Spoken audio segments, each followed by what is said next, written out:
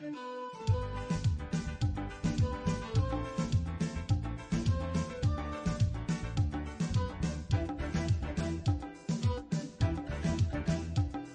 are a peaceful people, struggling we struggle, and we don't look for trouble, just ask around. But when outside faces, from foreign places, talk about taking over, we ain't backing down. No, we ain't giving up no mountain, and we ain't giving up no tree, we ain't giving up no river, that belong to we. Not the one blue sake, not one rice grain, not one chorus, not a blade of grass.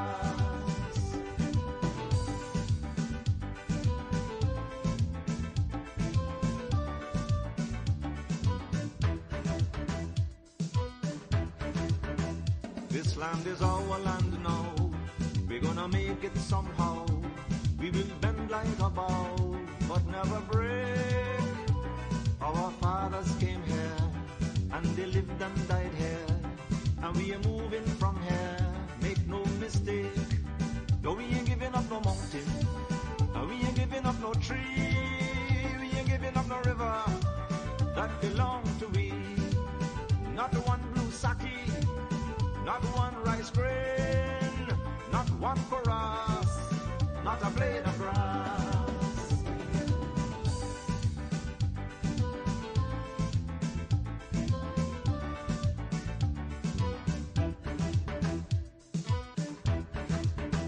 We love the open country of the Rupanuni and the Essequibo, daytime or night. Though we criticize it, this is our home, we love it, and we mean to keep it. We have that right. No, we ain't giving up no mountain, and we ain't giving up no tree, we ain't giving up no river, that belong to we. Not one blue sake, not one rice grain, not one chorus, not a blade of grass, not one golden apple, not one jamun, not a drop of water from the Pomeroon, not one sherriga, not one mami, not one guinea, not one whitey, not one sapodilla.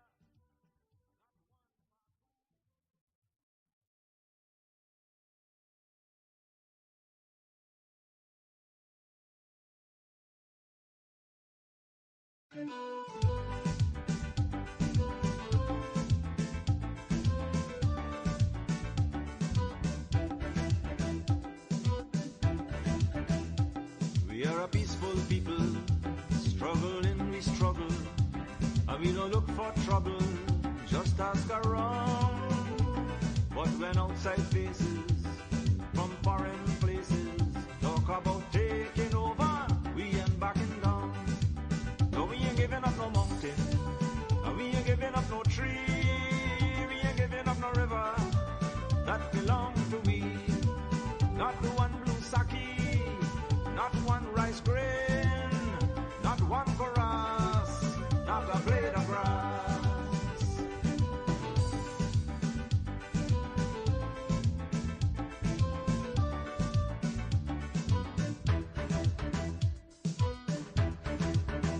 This land is our land now, we're gonna make it somehow.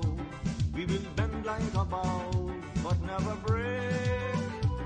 Our fathers came here, and they lived and died here, and we are moving from here, make no mistake.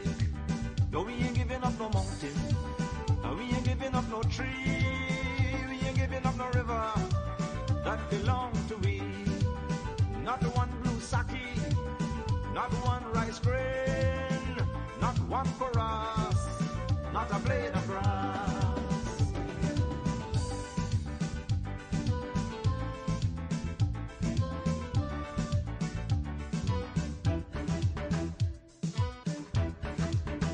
We love the open country of the Rupanuni and the Essequibo, daytime or night.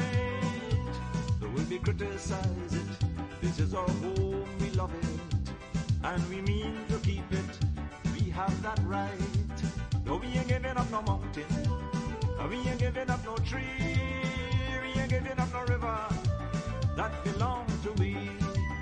Not one blue sake, not one rice grain, not one chorus, not a blade of grass, not one golden apple, not one jamun, not a drop of water from the farmer room, not one sherriga, not one mommy, not one guinea, not one whitey, not one sapadella.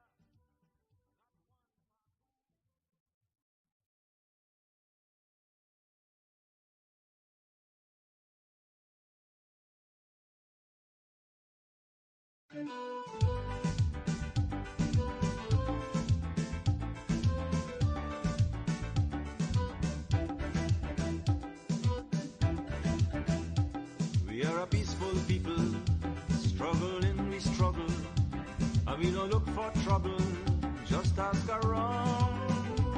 But when outside faces, from foreign places, talk about taking over, we ain't backing down.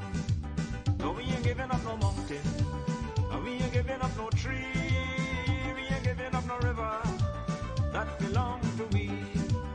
Not the one blue sake, not one rice grain, not one chorus, not a blade of grass.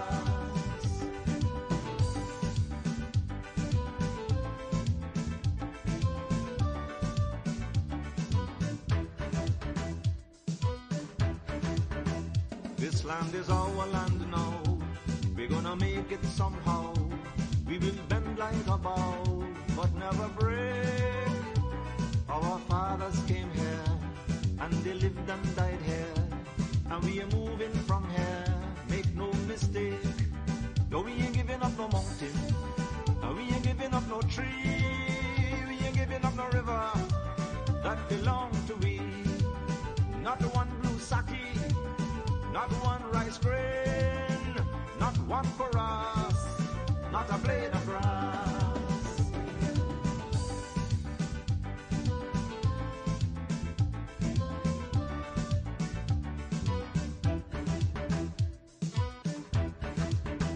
We love the open country of the Rupanuni and the Essequibo, daytime or night. Though we criticize it, this is our home, we love it, and we mean to keep it. We have that right. No, we ain't giving up no mountain, we ain't giving up no tree, we ain't giving up no river that belong to we. Not one blue sake, not one rice grain, not one chorus, not a blade of grass, not one golden apple, not one jamun, not a drop of water from the farmer room, not one sherriga, not one mommy, not one guinea, not one whitey, not one sapadella.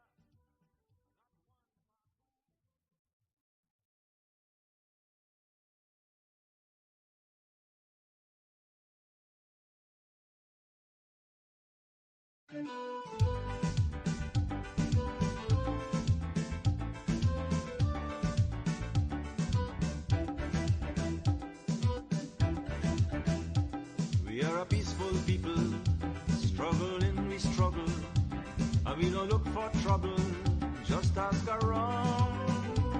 But when outside faces, from foreign places, talk about taking over, we ain't backing down.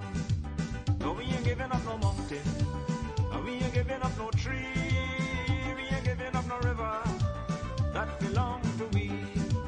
Not the one blue sake, not one rice grain, not one chorus, not a blade of grass.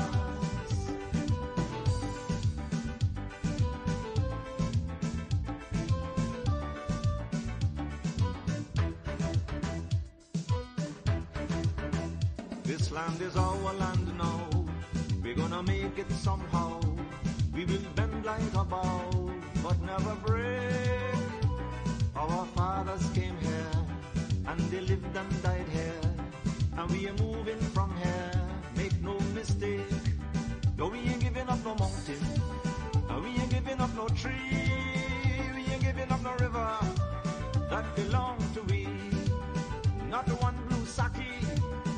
not one rice grain, not one chorus, not a blade of grass.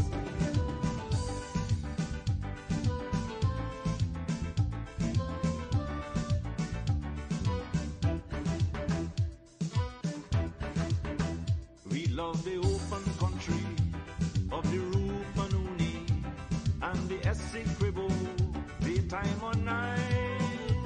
Though we criticize it, this is our home, we love it, and we mean to keep it. We have that right. Though we ain't giving up no mountain, and we ain't giving up no tree, we ain't giving up no river that belong to we. Not one blue sake, not one rice grain, not one chorus, not a blade of grass, not one golden apple, not one jamun, not a drop of water.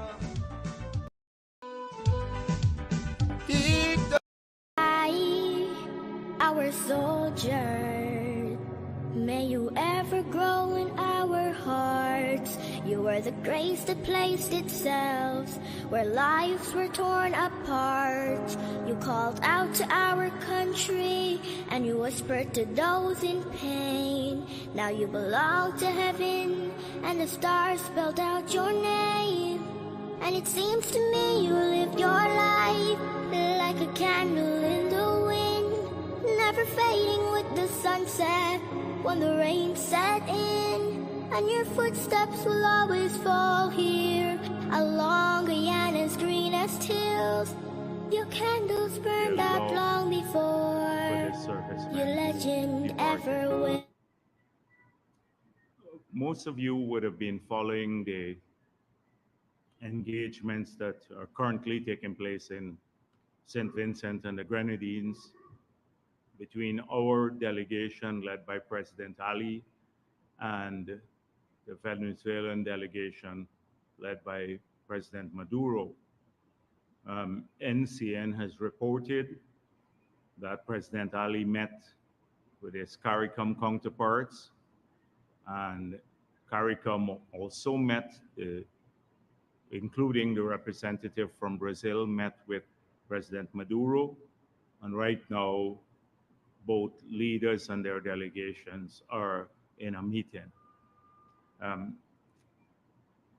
Since morning, I spoke with the president several times, and he has been, he's in great spirit, and we know that he will defend the positions of this country admirably in any such engagement. I have full confidence in the strength of our delegation and the robustness in which they will pursue our national interests. Now, so far we've received full solidarity from everyone in our country. First of all, for the border controversy and the ICJ process. We've also had national solidarity in fighting off Maduro's evil intent to our country. And we have had support from the opposition on this meeting, a written letter by the leader of the opposition saying he supports dialogue, especially dialogue aimed at ensuring that we keep peace in our region. So I was a bit surprised that at the press conference today held by the leader of the opposition, that he would return to this matter in a manner that is not helpful, particularly given that those discussions are taking place at this very moment. And I must say that he steered out clear of the rhetoric of some of those who are trying to lead him to make statements that are hostile not to our national well-being and our national interests, namely bench cup and Adam Harris. The questions were biased, jaundiced, and heavily loaded so that they would have elicited a response that would be anti-national at best. Mr. Norton, to his credit, steered clear of those. He, um, he, however, pointed out that when asked that they were whether they were invited, he conceded that they were invited to be part of the delegation, but they did not participate. And were they in government, they would have done differently. Now, I do not want to pursue a partisan approach today, and because I have my views on what would have happened had they been in government. But I'm not going to pursue that and explore that publicly at this moment because right now we need full solidarity with our delegation that is there in St. Vincent and the Grenadines.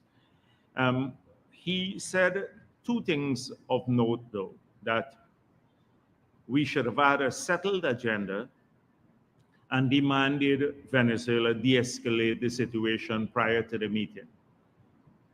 Now, clearly, Mr. Norton has unfortunately not participated in similar meetings because he was, as I pointed out, junior staff at the Ministry of Foreign Affairs.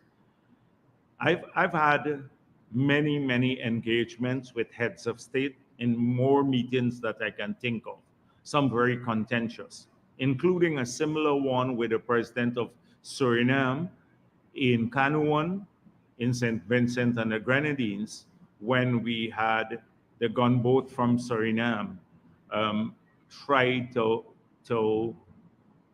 force the drilling operations in Guyana, the first one done by CGX. And so it was a very difficult meeting. And when you go to these meetings, you have to ensure that your positions are not compromised, first of all, in whole or by creeping or by stealth. And we are fully aware of that. President Ali knows that. You know, he's been fully briefed, he knows that. So sometimes the meetings are fluid, particularly when they're mediated by third parties. So there has to be some element of fluidity. But if you want peace in the region, the de-escalation cannot be a prior condition. The meeting is set up to talk about de-escalation. In fact, I'm surprised that Mr. Norton is claiming that he didn't have a settled agenda, but elements of the meeting were already known or what would be discussed. And this came clearly from CARICOM itself. CARICOM made it clear that after the caucus with their heads that took place on Friday, December 8th, that they believe that there should be an engagement between the two leaders. They said the statement that was issued subsequent to that meeting, which was held on the 8th of December, stated that they firmly supported Guyana in the pursuance of the resolution of the border controversy at the ICJ. They made it clear that they wanted CARICOM to remain a zone of peace, and therefore they said that the meeting should focus on a number of things. First, the de-escalation of the conflict, and for the appropriate dialogue between the leaders of Guyana and Venezuela to ensure peaceful coexistence, the application and respect for international law, and the avoidance of the use of threats of force. They set an agenda clearly. They clearly outlined the objectives of the talks. Peaceful coexistence, de-escalation of the conflict, application and respect of international law, and the avoidance of use of threats of force. Four key elements for which we support wholeheartedly. And they also made it clear that they supported our position at the ICJ. So to claim now that you didn't know the purpose of the meeting, implied that you didn't know the purpose of the meeting. The purpose of the meeting was explicitly set out in the agenda, the statement from CARICOM leaders when they issued that. We too, in Guyana, we made it clear on the 9th of December, there was a press release issued by Guyana. And among other things, it said, President Ali reiterated that Guyana's land boundary is not up for discussion as is currently before the ICJ. That's one, position one. Our land boundary is not up for discussion at this meeting. It's at the ICJ, it shall remain there. Two, President Ali will continue to engage our bilateral partners on defense cooperation. So we will continue to engage our partners on defense cooperation. Three, Guyana is clear that the advancement of our development agenda will not be compromised at the meeting. We're not going to agree to anything that seeks to stop companies operating in our territory, sovereign Guyanese territory, because Maduro has issued decrees saying that these companies have 3 months to exit the area. That's not going to be part of our discussion or compromise. And four, we are committed to international peace and security and the promotion of good neighborly relations. Our positions were already issued in a press release on the 9th of December.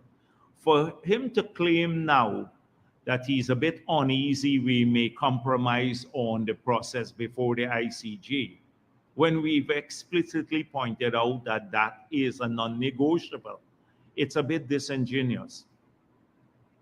And therefore, I don't think that the meeting, the press conference he had has been helpful to the process.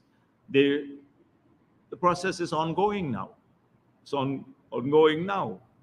But I'm also pleased that he debunked some of the wild men who were there just to start trouble, including pointing out Adam Harris, saying that a large number of Venezuelans have been registered.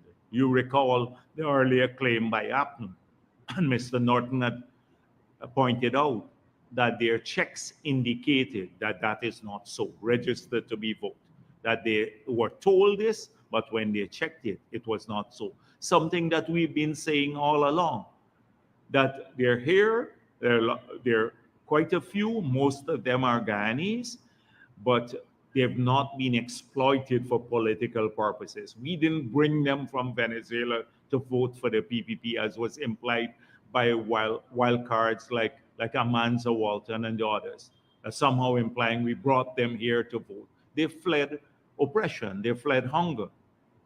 And they were claiming that we had a mass registration of these people. Even Mr. Norton pointed that out today, that his subsequent checks pointed out that this is not so. So we remain engaged. We have a good delegation. We have major consultations taking place, and our meeting you'd have a report from our delegation in St. Vincent later in the day.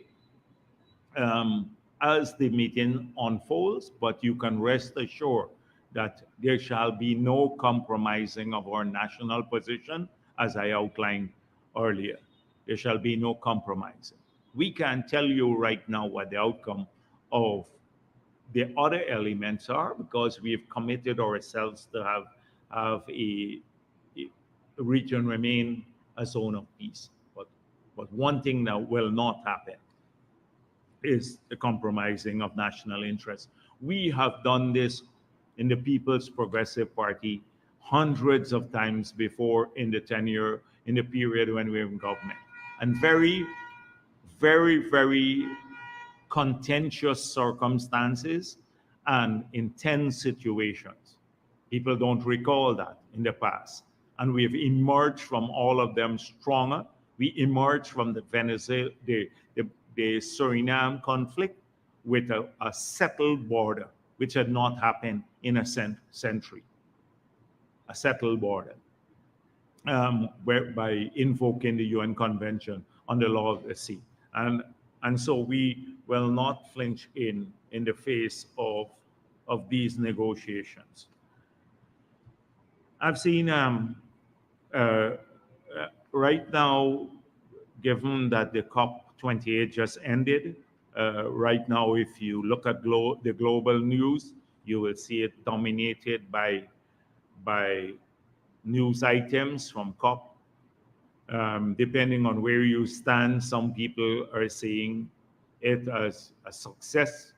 Nobody sees the outcome of COP as an overwhelming success. Some are seeing it as partial movement forward, and others are very disappointed as to the outcome. So, and that depends on their perspective or which interest they represent. But there are a few things we have been in the public domain as commenting on already, and I will just make sure that I, today, since COP has come to an end, reiterate some of the positions. First of all, we are disappointed that Article 6, which dealt with carbon markets, did not make any advance. That's the first position. We thought that advancing the carbon markets will create greater incentives for countries that are forested to ensure that they can raise money through the market mechanism to outcompete alternate use and therefore preserve their forests without taking away the forest as a development tool in the arsenal of these countries. Because people live in the forest, they earn from the forest. The forests are not museum pieces for anybody in the northern part of our world. And we had a setback on that. And it just demonstrates something that we've been saying. It's an age-old fight. We started in 2007 to push for this market-based mechanism. We did not succeed because the global north was unprepared to put up the money. We embarked on our own route. In Guyana, a unique example, we launched one of the first low carbon development strategies in the world. When we launched it, you recall the opposition at that time, they were opposed to it. We had a bilateral agreement with Norway. The opposition at that time wrote Norway saying money should not come to Guyana. We persisted with all of this. We earned 220 million US dollars. The irony of this all is that most of the money were available to APNU when they got into office to spend. That the same money that they did not want Norway to give to Guyana from the sale of our forest carbon.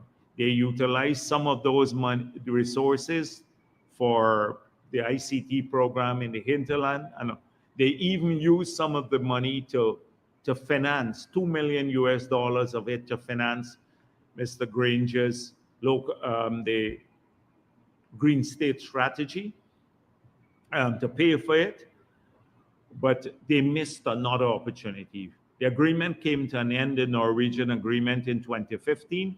From 2015 to 2020, we did not earn any money. In 2020, we got into office. We scrapped the Green State strategy. We launched an expanded low carbon development strategy. We returned to the ART. ART had been established as a global standard for jurisdictional scale certification. We submitted our case, ART accepted it. We had a robust, nearly a year and a half of verification on the ground of our credits. We managed to get our entire forest certified. Credits were issued. We traded 30% of those credits for 750 million, including credit, what we call legacy credit. From the 2015 to the 2020 period, when we were out of office, we went back and sought financing for those credit because the services had been performed, but there was no mechanism. APNU did not work on a mechanism for having that. We're now gonna, we're a lot, 500 projects, 15% already went to the indigenous communities, 85% is just sitting there in an account from the first account now to be spent on adaptation measures to keep our country safer from the sea rise or from unduly heavy rainfall. All of that is sitting there. And now we have the potential of raising 2.5 billion. What we did based on the other forested countries, because of the non-movement in Article 6, those countries, unfortunately, a lot of very good countries that have good policies in Africa, in the surrounding the forest, who preserve the forest, they're not going to get that financing at magnitude like we got because we struck out on our own. But they're working within the framework of the UN system. And unfortunately, it would delay these countries getting resources, which they should get because they perform a service, their forests, to the global community. And so we're very, very disappointed that this would not happen. Not so much from our perspective, because we'll continue doing our work in the voluntary market. That's where we're done. But right now, you have no compliance market. So we will continue, but I'm very saddened because you have some really great practices in a lot of countries, particularly in Africa. I'm speaking about, we've worked with them. I work with Gabon, many other countries there, and they deserve to get the payments now, but they will not get because of what happened here at COP. The second thing is adaptation. They struck out all of the language that spoke about the rich countries must provide predictable financing for adaptation. So everybody talks about adaptation. They know that the small countries need to adapt to climate change because already the consequences of the accumulated concentration of greenhouse gases will cause catastrophic events or adverse weather events in many of these countries that we've already seen, like in the Caribbean with hurricanes and stuff like that have systemic impact. So everyone recognizes the need to do it. They recognize that without it, countries are going to, it's almost face an existential threat. They recognize that the countries don't have the capability, their financial capacity to do it, and yet they're unprepared to assist them to do it, the developed countries. And so when the language came up that they must provide predictable long-term financing, they struck that out of the text.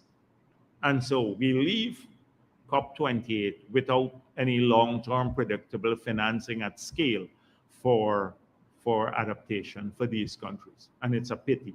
Luckily, in our case, again, we're utilizing our money to finance adaptation. I just told you the money we are earning from the sale of forest carbon to make sure that we can grow crops that are climate resilient. We can tackle droughts and water-related problems. We can climate-proof many of our infrastructure here in Guyana, so our people will not suffer the same sorts of consequences. But again, it's a loss for countries like in the region that don't have a means of earning through the mitigation side, so they have to wait on funding from international community, and their fiscal situations are such that they can't borrow more.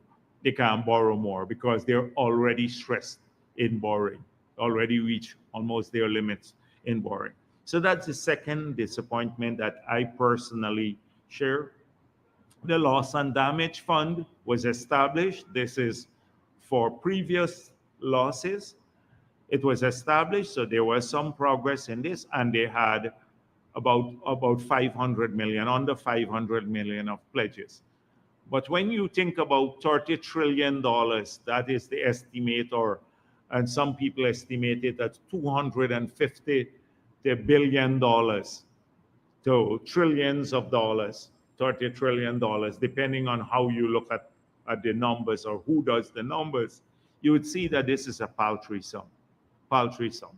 And then the mechanism for its handing it out, although they appointed a board and they would deal with it through the World Bank, I believe that it would be so bureaucratic, it will take a significant while before it gets into the hands of these countries, but it's a tiny sum. Just think about $400 million for the entire world for loss and damage. In our case, if we get the same rates that we got for our forest carbon, the 30%, and we sell the remaining 70%, we will raise over 2.5 billion US dollars. The 15% or the share for the Amerindian communities will be over 400 million US dollars. Just for our Amerindian community, therefore, they've pledged $400 million for the world for adaptation at COP. So it just gives you a sense of magnitude about what is needed and how much is available and how much is pledged. And then there's been a talk about they're phasing out of fossil fuel, phasing down. And the agreement was the transitioning. Now, everybody says we must transition from use of fossil fuel. But how is this being done? Will the US stop producing? The US was the largest producer of oil this year, the largest producer of oil. Would they stop using gasoline to run the vehicles? Would they stop the building coal-fired power plants? I saw there's an agreement to phase out or phase down unabated coal, but not to stop it. Not to stop it. And coal is even the most polluting form of fossil fuel you can find now. It's worse than bunker C or diesel, and significantly worse than natural gas that we're using now as a transitional fuel.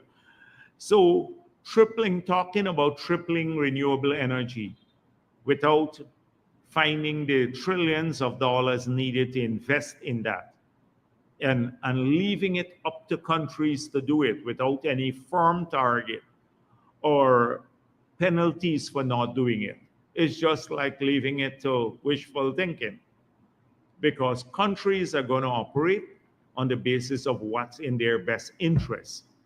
And if it's going to, by phasing out fossil fuel, it will drive up costs significantly. They're going to reverse, like the UK did that.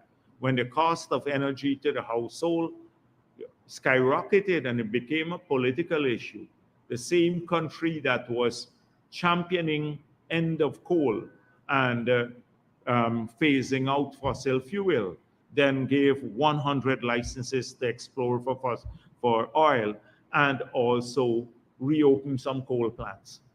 So this here is wishful thinking unless it is backed up by investment dollars, and secondly, by a major reduction in demand for fossil fuel. So in Guyana's case, we're a producer of fossil fuel, now oil. We support a carbon price. We support the removal of subsidies on fossil fuel production. Countries that produce oil don't do that globally, but we've supported it. We have a zero flaring policy. The world will end flaring in 2030. That's what they said, they pledged. Not a world. Some companies that are producing oil and gas made a voluntary pledge to end flaring, routine flaring by 2030. We have ended it. There's carbon tax to that. So in Guyana's case, we've supported all these positions. We've said if you reduce the global demand for fossil fuel, then the global supply would automatically be reduced because the prices, once the demand falls and the supply remains high, then the prices would fall to a level where it would become uneconomic to produce. Yeah. And therefore, there needs movement on this. Now, this brings me to the next point. So we've had a lot of discussion here about salary increases. And I want you to remember that last analysis that I just did about what's happening globally with fossil fuel.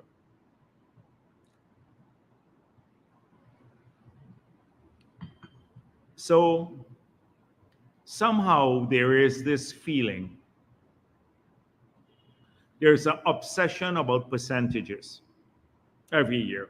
You hear one person say 70%, another 15%, another 5%, 3%.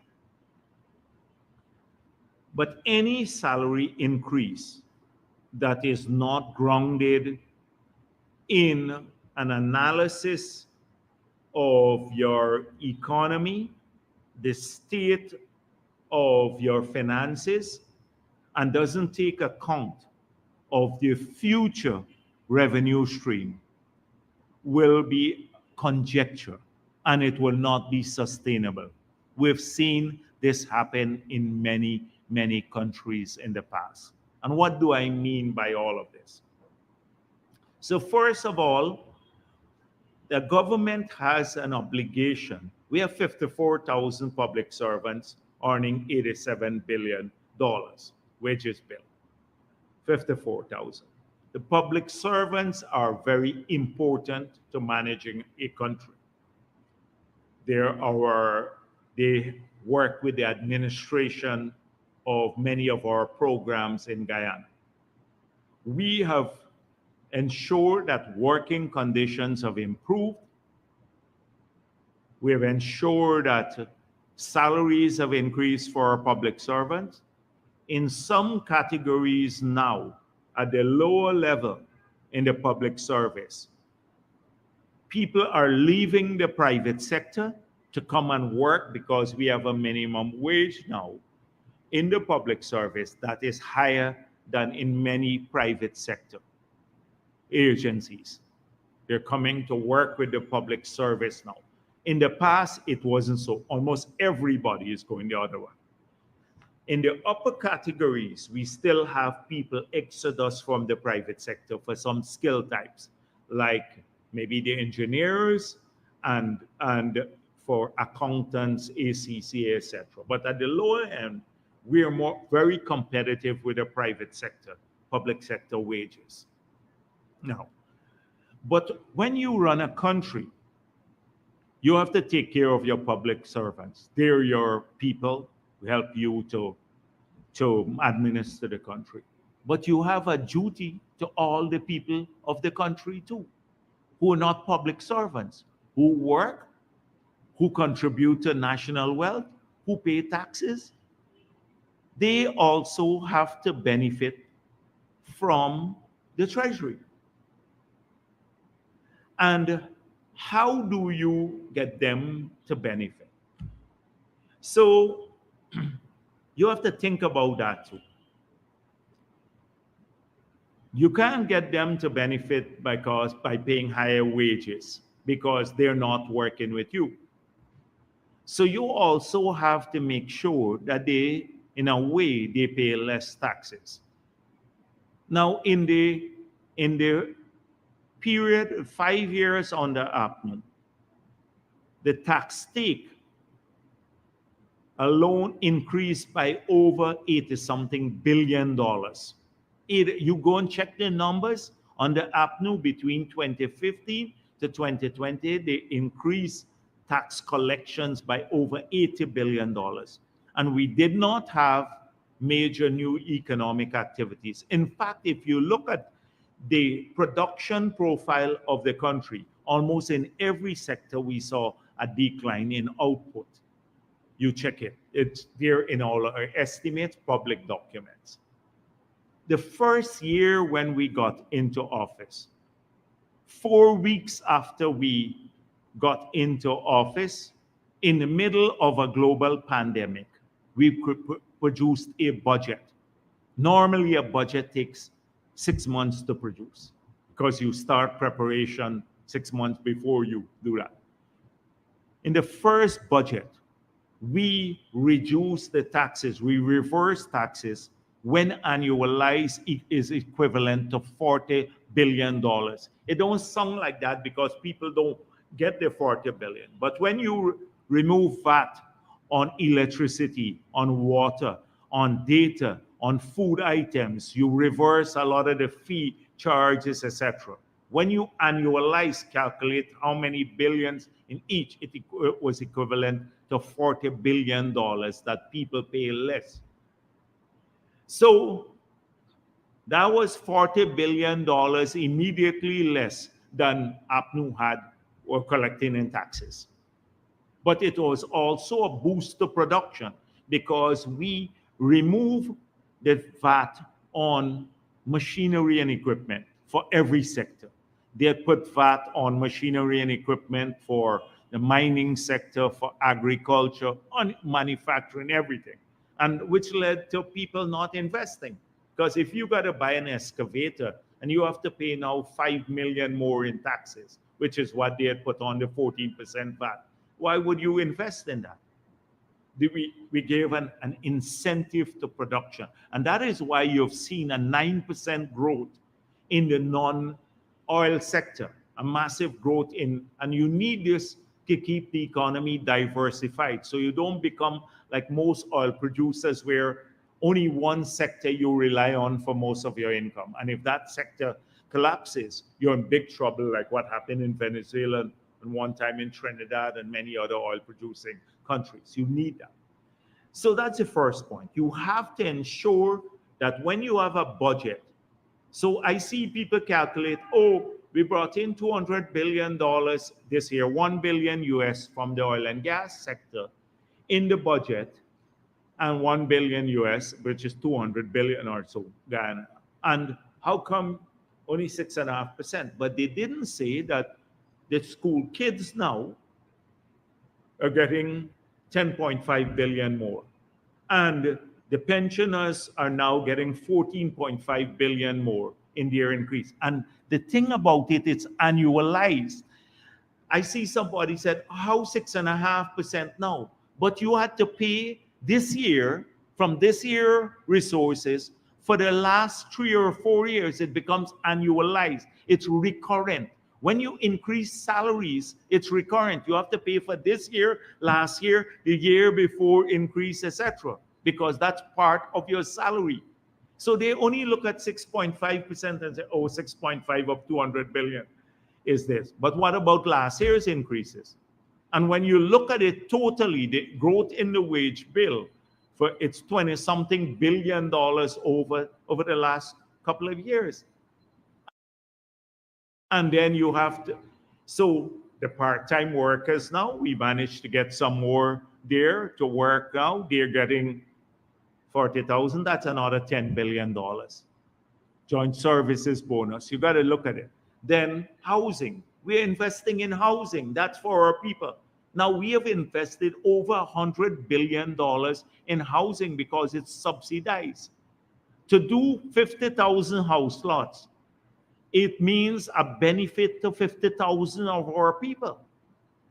That some of whom may be public servants too, but there are others who will benefit from this. It's not only wages and salaries you can spend on. You have to spend on roads, electricity. We subsidize electricity now. We've absorbed all of the cost because of higher oil prices and carry it on the treasury. That's a benefit to everyone. We restore pension, the subsidy to the pensioners. Where do you think you fund this from? People don't look at all of those. They think, oh, 6.5% alone. So the problem with recurrent things is that many countries do that. When they get the first oil money, they splurge. And when you when you increase recurrent budget, what happens in subsequent years? So I just told you about the last point I was speaking about on the climate negotiation was the longevity of oil. How long will oil be with us, and what will be the price for a barrel of oil if you have a reduction in global demand? What if it plummets to a point where it's not sustainable to even produce oil? And you've already increased all of your costs to a point where, everybody think you can't cut it back now. It's already part of your wages. You're planning. That's why I'm saying you have to plan for the future too. When you look at wages, I see some people complaining from the private sector. One man from a company, uh, a security company, saying, "Oh, 6.5, it should be 15." And he doesn't even pay. He won a staff lowest paid among security companies. Don't even pay the NIS for their staff. Some of them, people say that, and so I see some newspapers criticizing it. I hope they will give their journalists 100% increase. But they would not do that because they'd say, "Oh, the ads, we're not getting enough ads. Our finances are there. We got to pay electricity bill." They would run it that way because that's how you have to look at it as a business. Running government is a similar thing. Anybody who tells you otherwise will doom this country. They don't want to face facts, so they make, like Norton and the others, and they're up. Oh, give 100% because they're out of government. When they were in government, it's paltry sums. They gave in one hand, took away the children grant on the other hand. Oh, everything now, we don't have oil money. But you don't have oil money, then you started getting oil money. The first oil money, you got 18 million US dollars, you hit it. Now we now faced with Venezuela criticizing us that Exxon paid for our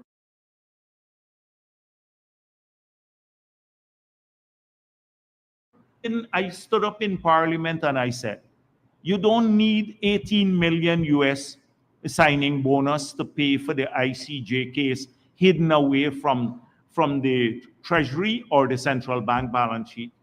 You put it in the Treasury. If you need 100 million US dollars, you come to this Parliament, the PPP will support you.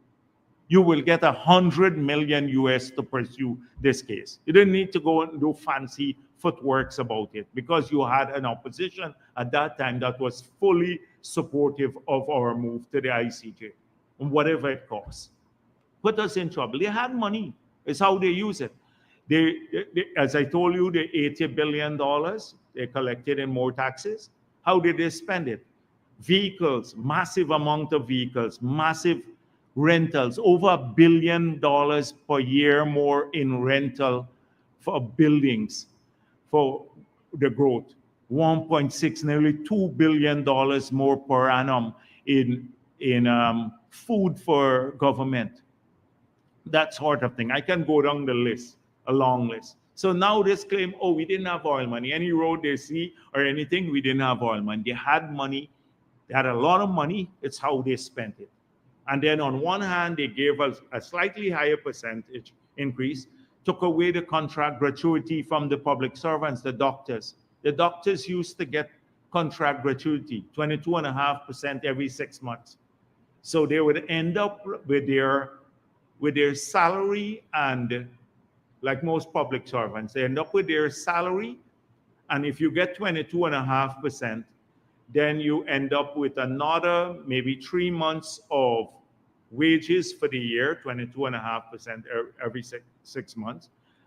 And then the 1 month vacation allowance, you end up with 16 months pay. All of those who are on contract in government nearly end up with 16 months pay per year. If you have a contract gratuity of 22.5%, they took it away from the public servants, and they said you must go under contract on the fixed establishment. So you had to now become a member of the public service. We lost hundreds of our doctors because of that.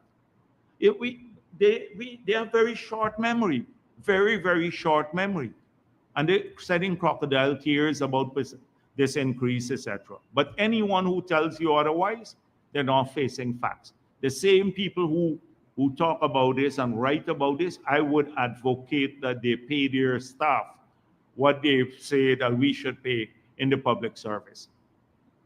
They would pay the same thing. So on this matter, it's carefully thought out. We want to make sure that we can sustain it in the long run.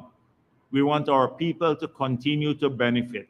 The 12 new hospitals, we have to build them, we have to finance them, but public servants and all the other people in this country will get a benefit too. That is the benefits to our people. Our children and women in 2 years' time will be able to go to a hospital that specializes in care for children and women, a European standard hospital, so that if they have complicated cases, we can deliver the best care in the world. We already have 21,000 people on scholarships that's been funded. We'd have many more before the end of this term. University education will be free. That's where we spend some of our money. We can't just spend everything on recurrent expenditure and can't sustain it. It is a balanced approach, and that's how we approach these matters. And it's the only way you can sustainably run a country. Not by some of the, do this, do that, with no thought behind it. And every expenditure we make has a clear thought behind it. So I'll just end there. Thank you.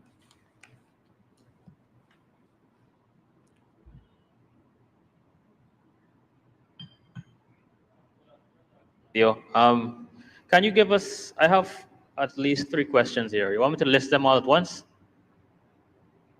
The first is just 1 minute.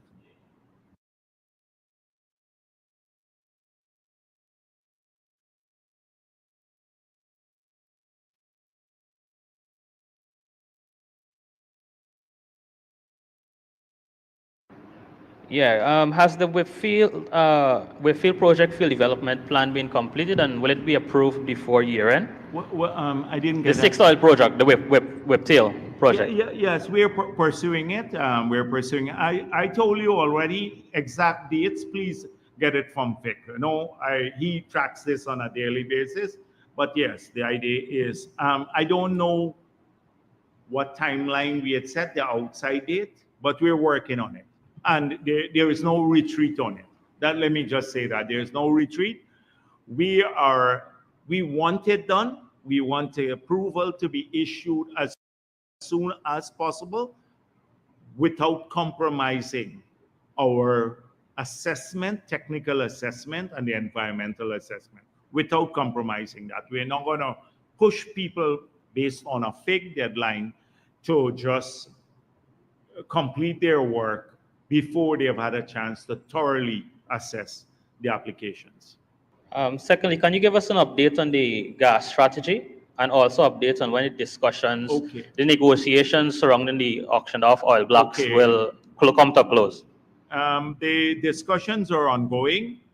That's what I know. On the gas strategy, I've seen a document from Minister Vikram Bharat about all the comments that we receive, a large number of comments that we receive. The next step is to incorporate those comments and then have a total review. So that will be the next stage. I must say that I've been also a bit delinquent in this, moving this forward because of what's happening now, and but that's the next stage. And thirdly, can you give us an explanation as to why ExxonMobil is allowed to offer multi-million-dollar contracts without getting government's approval? I think that the ministry is notified about it, and especially when you deal with long lead items, often you have to, like when we were dealing with the pipelines for the gas to energy project, we had to make sure that we award those contracts even ahead of time, even before we completed the contract award for the power plant and the gas facility. So often when you deal with this, you need to keep the work to meet timelines. You need to run ahead in the planning process. Whether those are the cost issue is always a factor. And that is why we have to now, consistent with the new law, we have to get a handle surrounding costs and appropriate costs.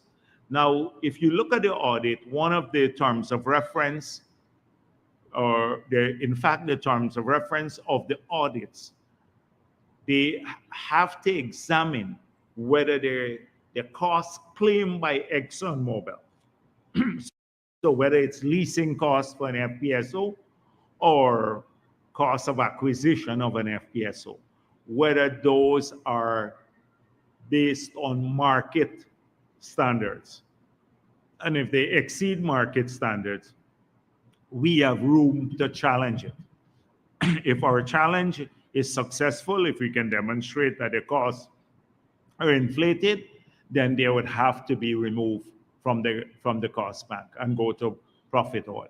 So there are some mechanisms there, but it's not ex ante, it's ex post. That is how you address it. And my final question is, you said Guyana's debt is not a worry, but will the government be willing to share the fixed interest rates on Guyana's current debt with the public? The fixed interest rate, it's multiple debts. It's multiple loans. So each would have a different interest rate. Each would have a different interest rate. So the only two variable, and which could easily be shared with you because they're public documents, and I don't see a problem with sharing the fixed interest rates because, and you will see that in some cases, the multilateral financing is even more expensive than private financing, which we have discovered recently because of some international classifications. So for example, the OECD, if you look at my presentation, they bring me to a point, which I didn't mention much. So at COP 28 rather, I shared a panel with the head of the World Bank, the head of the African Development Bank, the head of the Inter-American Development Bank, several European banks, development banks, the heads of those, ministers from the UK, Prime Minister Motley, etc. So we were discussing the pause clause for debts on the UKEF, which is debt by private institutions, but the export agency from the UK would guarantee these debts. And in our case, the loan for the hospital, the children's hospital, is through a UKEF facility. So what they now decided to do, that they will put in a pause clause. It is in case of natural disaster, you can miss 2 payments or 2 years of the servicing of the loan. So it gives you a breather. Like many CARICOM countries that are in that position, if they have a hurricane now, they don't have to take the resources to pay back these debts immediately. These would be capitalized at the end of the loan, and they can have those resources available for that period for rebuilding. So it's a good initiative. It's an advance now on what we had been arguing for a very long time. Maybe 15 years ago at the heads of government meeting, we argued for this sort of instrument, including others like insurance climate resilience, insurance. We argue for contingent lines of credit that are triggered if you have a weather-related event that's not dependent on you going back to the institutions and waiting ages to get the approval. So we're pleased about this. But I made a point there that at this meeting, that whilst we are pleased with this, that there are many hidden costs to loans taken by developing countries. In our case, we have a stronger negotiating position now because our future income in a single year could be more than all of our outstanding debt, significantly more than total outstanding debt for the whole country. Very few countries find themselves in that position. So we have pretty strong bargaining power. But many other countries in the world, they don't, and they have to go to the market because they can't find multilateral financing any longer, particularly in Africa too, and some Latin American countries. So what matters to them is the price of the credit, the interest rate, which is the price of the credit.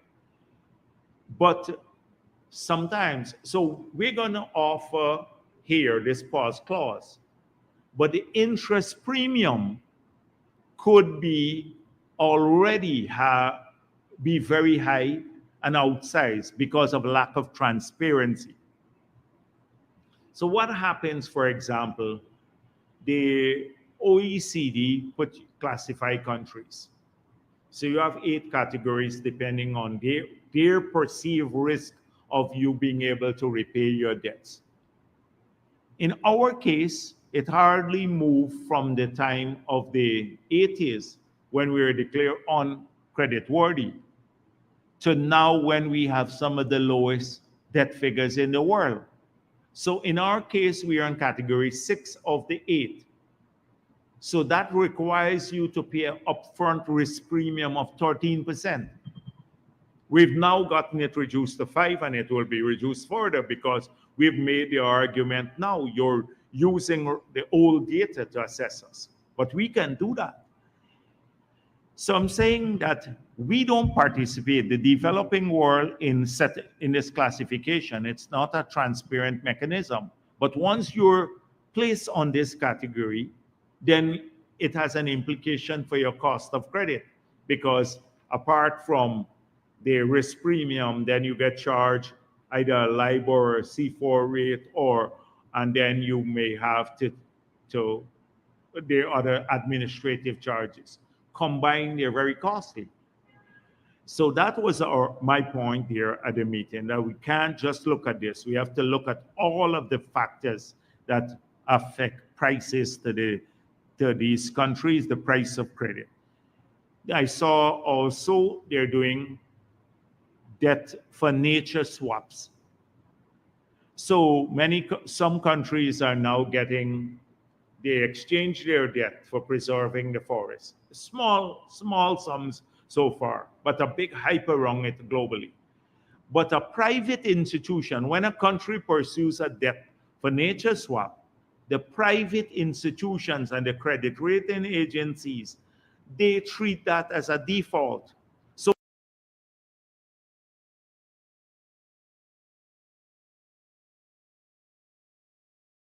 significantly, and so it's counterproductive often to do that. And that is, if you're tackling the availability of financing for the developing world, particularly to finance their deficits, to invest in education and health and sustainability, and then climate financing.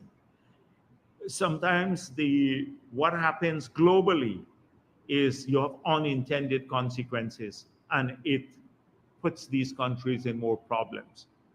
So all of this is just to point out to you about, so you will see, even in our fixed debt, you will see one institution will have one rate, another would have one rate, etc. It's because of the internal pricing policy. The fixed debt, the only good thing about the fixed debt is that if you have an interest going up, then you're not faced with the consequences like many countries saw their debt move from maybe 3% or 0 to 7 interest. And imagine if you have $5 billion of debt and it moved from 2% or 1% to 7%. You're talking about tens of millions of US dollars more in servicing costs. Now that we've seen the signal, I saw the Feds in the US saying that interest rates have peaked and they want to work now to reduce interest rates. It's now wise to fix your interest rates at that high level now because the trend is interest rates would lower. So if you lock in at a high fixed price now, you then have problems in the future because you locked in there already when the variable rates start falling. So you have to assess the markets all the time. So it's not a straightforward thing, you know. But I don't see any problem with making this info available. I don't see any problem making it available. But please, when you analyze it in its fullness, because sometimes people look for a scandal or a PR moment out of it. It can't be done that way. It has to be analyzed in the context of a debt strategy which we have, and a debt strategy that allows us to fulfill the development aspirations of our people. You're not borrowing. You talk about not having money. I met a guy, he came in from abroad and he said, I had an agreement. Are you interested in continuing the project, the agreement we had with APNU? And I said, what agreement? He said, well, I had an understanding that they would build 10 ministries at a cost of $200 million, high rises for ministries. So that's $2 billion US dollars. So I said to him, no, we are not building, maybe with the exception of housing, which we have to move out of. Now, we have to find a place. We're not building any more buildings for government. The president will work out of the same office, etc. That's $2 billion US dollars. So I said to him, no. And so obviously he thinks I'm backward because we don't want these nice shining buildings and stuff. That's more than the gas to energy project that will cut electricity prices by half and allow us to supply this country with coking gas and be able to export coking gas. That is how it would have been spent. And it fits right into APNU philosophy. Bright, shiny things. Bright, shiny things. New vehicles, all of this. Show. On the events on the APNU, I didn't tell you, you should see the budget for national events. A massive, massive amounts of money. Big shows and all of that sort of thing. So it's not having money alone. It's how you use it, what you see as priority. That matters. You can have a lot of money and then we've seen how many examples of oil producing countries in the world where they're poorer now because I've gone to many of these. I wouldn't call names, but presidential palaces, as soon as they get the oil money, a massive presidential palace. I've gone to about 6 of them. You should see the opulence in these places producing oil. Soon as they get poor, you drive down the back street and people don't have anything to eat. They don't have a place to live. And that is what happens often if you don't have a grounded mindset. So this is important. Yes, please. Shakwan Gill, DPI. Dr. Jagdeo, if I can just take you back a little bit to the conversation surrounding salary increases. People have also said that if at any time the president needs to find out what's going on in St. Vincent. So if he needs to come on, just let me know. I'll end this. Right? Because I just got a report here, but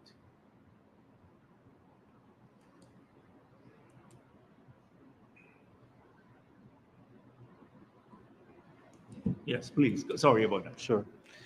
So on the conversation of two questions on the conversation of salary increases. People have also said that a lot of the new infrastructure that we're currently building is being done via loans, and it would therefore mean that there's more room from the $1 billion to pay out salary increases. How would you respond to something Yes, like that? but if you look at, I've already calculated just four categories of expenditure that total $70 billion. When I look at the wages and salaries, the 15,000 persons who were hired, the children grant, and the old age pension. Four categories alone, $70 billion. What do they say to that? Are they saying we must take all $200 billion and just hand it out to people to eat, basically? Well, not eat, but just hand it out so that there's nothing to show for it. Every cent of the highway from Georgetown to Diamond and now to Busby Dam, and then from Busby Dam, we're going straight to Sue's Dyke. Hopefully, we'd award that this year. Every cent of it has come from the Treasury, not a loan. Every cent of the highway from Crane to the bridge now, billions of dollars have come from the Treasury, from the budget, not loan. So all these, the 3,000 community roads that we have done have come from the budget, not a loan. I can go down the long list. The schools that we're building, the 10 schools this year that we're building, they've come from the budget and not loan. The 21,000 scholarships that we're financing have come from the budget, not loans. I don't even, I can go down a long list. I don't want to belabor the point. I can show you the expenditure. Drainage and irrigation, all of these issues, they've come from the budget, not loans. Some of the big projects, yes, that's true. The big projects. But even the bridge, we put in 100 million US in the bridge. 100 million US that came of the 261 million US. It's 100 million US dollars is from the budget. The gas to energy project, over $100 million there too for that project. So although it's financed from a loan, that's 100 million, that's $20 billion going into that. So I could list this. People just don't have a full picture. So they just talk and talk and talk, and some talk some serious nonsense. I'm tempted to respond, but I don't want to get bogged down into this. Next thing is I call them low life and all sorts of things. Second question, I Dr. had to Jagdeo. talk too much here. Yeah, on the question of the Guyana-Venezuela border controversy, I know you've said this already, but can you also reiterate for foreign investors who may be contemplating coming to Guyana to invest? Yes, we have not seen a single letter from anyone who intended to come to Guyana now saying, I don't want to come because of this. They understand, they've seen the statements coming out of every country in the world that supports Guyana on this border issue. They're not the foreign gear investments, and people who are here have not said a single thing to us about their concern that they would have to leave Guyana or anything. So as I said before, exercise of sovereignty over the 83,000 square miles that belong to all of us is the mandate of this government. Every inch of that territory that belongs to the people of this country. Good afternoon, Dr. Jagdeo. Anasa Williams, Culture Yeah. News. Just three quick questions. Sure. Firstly, the recent salary increases for public servants amounts to US 35 million, but we have seen in the Auditor General's report that the government has waived $540 US million to oil companies for last year. Can you give us an explanation for this? So if you look at that, the question you should have asked Mr. Stacia is this inconsistent with the agreement that was signed in 2016, because that agreement is what determines the concessions. So it is entirely consistent. They have not gotten anything outside of that agreement. So it's not a new issue. It is the same old issue, and about whether the agreement was a good one or not. And we can engage in that debate forever. We have already stated our position on the agreement. So that's why I said to Delcia, Rodriguez, and Maduro, we ourselves have criticized the agreement. We ourselves have criticized the 18 million. You don't need to come and tell us this. This is our family fight here between us and APNU. We know that we know that it's bad, but we are a free country and we can say this openly, and we can choose to change it or not to change it. If you change it, it will have consequences, and so we have opted deliberately not to do that. So everything you read here, it's like circular, right? Because those concessions are derived from the agreement. Secondly, coming to the non-oil sector, taxes waived by government to businesses and investors amounted to more than half of what GRA had collected in revenues for last year, 2022. I didn't get taxes. Taxes waived by government to Oh, businesses. the same point you're making, but for this is generally now, not with No, this is the non-oil sector. yes, the non-oil sector. So the question is, do you give concessions or you don't give concessions to get economic growth? So we could reduce this to zero if we have no investment in the country. You get zero, you don't give any concession because you have zero investment. So you don't have concessions to give. But you also don't have the economic activity which then generates revenue. So we could have easily left the 14% VAT on machinery and equipment. We could have left it there, machinery and equipment, but what would likely happen? You wouldn't, our local people may not want to invest in mining, they may not invest in forestry, they may not buy the tractor or the combine. Then you have a shrinkage of economic output. So in every country, if you go around the world, what we do is not unique. In fact, in the United States of America, in some sectors, President Biden has just passed a $379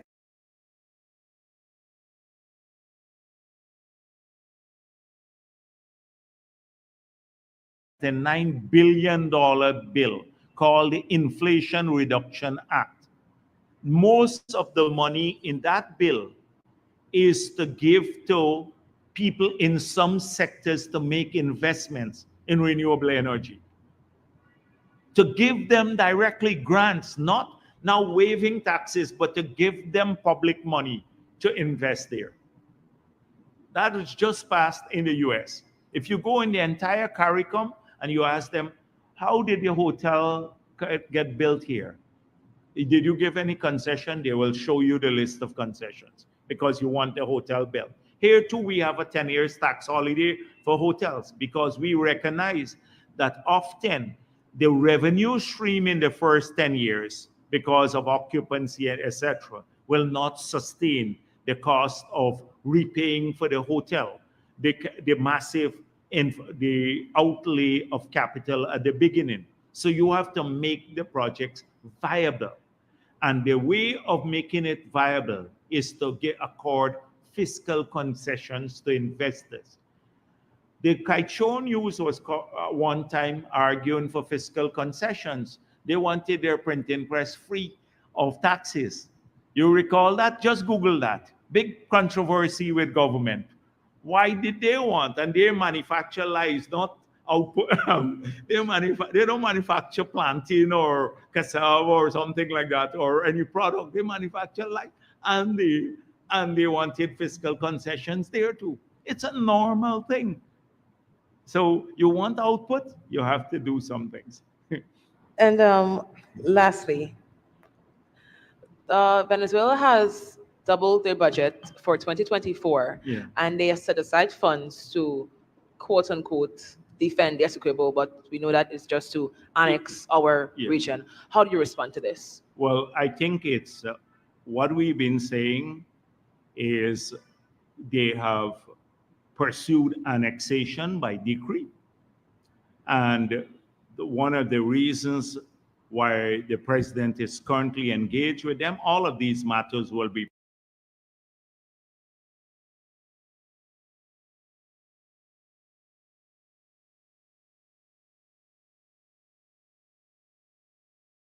brought to the attention of our partners around the world. In fact, they've been brought to their attention. We see this as not consistent with keeping our zone as one of peace. And that is the subject of the discussion today. I don't want to comment further on this at this point in time, but we see it as an aggressive act. Thank you. Oh, and That's one it. more little All right, thing. go ahead. Go ahead. Can you just tell us how soon, or give us like a time frame when those fixed interest rates may be made public? Oh, I don't know. I want to talk to Ashley Singh, but like with those big contracts that you all wanted, mining contracts, we made them public. I didn't see you do much with them. You know, so too at some point in time, you somehow there was like a bogey, a zombie in the cupboard with these big contracts. And when we released them, nothing happened. So we at some point in time we that will happen too. Luan Williams, DPI. Yeah. We saw the GPL generators and transformers arriving yesterday. Can you say how soon those will be installed? You recall what I said? We had assurances from Dubai, from the GPL management, and based on reports to Minister Indar, that it would be between the 11th to the 15th, that they should be up and running. The president had these assurances too. I had them, I called them. And now the generators have arrived. So I would prefer, we're pressing them hard, but I would prefer if you get the exact time from them, because the last thing I don't want to do is to give people at my press conferences timelines based on what they tell me, and then I have to walk this back several times. It infuriates me. It infuriates me because they say it to you, this is by the date, and then there's a slippage, and people think we set out to mislead them. We made a significant investment because we wanted to ensure that there's more power in the country. And all of this is just, we may have to invest even more before the gas to energy project comes on stream, but that will solve all of this definitively. Dr. Jagdeo, Lazina Yearwood, Newsroom. Last week, several articles coming out from Suriname stated that President Santoki met with President Ali and yourself in 2 meetings. Could you confirm this? And if it is indeed true, could you say whether or not there is any update for the fishermen who plied their trade in the upper quarantine area that is concerning the 150 fishing licenses? I didn't meet with President Ali and President Santoki at the same time. They may have met.